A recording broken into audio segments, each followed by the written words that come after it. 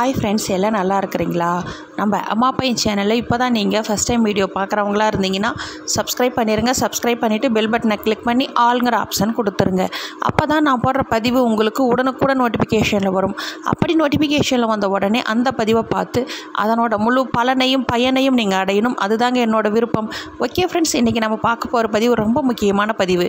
என்ன அப்படின்னு பார்த்தீங்கன்னா, இந்த சர்க்கரை நோயால் சின்னவங்களிலிருந்து பெரியவங்க வரைக்கும் ரொம்பவும் அவதிப்பட்டுருக்குறோம் இல்லைங்களா?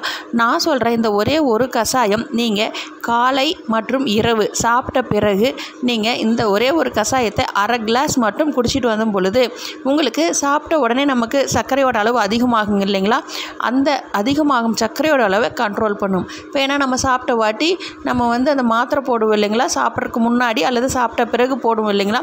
அந்த மாத்திரையை போடும்போது ஏற்படும் அந்த சர்க்கரையோட அளவை குறைக்கும் தன்மை இந்த ஒரு கஷாயத்துக்கு இருக்குது. இதை நீங்கள் குடிச்சிக்கிட்டே வரும்பொழுது நீங்கள் ஊசி போடுபவர்களாக இருந்தாலும் சரி அல்லது மாத்திரை சாப்பிட்றவர்களாக இருந்தாலும் சரி, அதனோட அளவே ஊசியிலிருந்து மாத்திரைக்கு வந்துடுவீங்க. மாத்திரையோட அளவாக இருந்தீங்கன்னா குறைந்து அப்படியே குறைந்து அப்படியே நீங்கள் நார்மல் ஆயிரும். சர்க்கரையோட அளவு கண்ட்ரோல் வந்துடும். அவ்வளோ அற்புதம் நிறைந்தது. இது எளிமையாக கிடைக்கக்கூடியதாக நாட்டு மருந்து கடைகளில் நீங்கள் போய் இந்த பொடி வாங்கிக்கலாம்.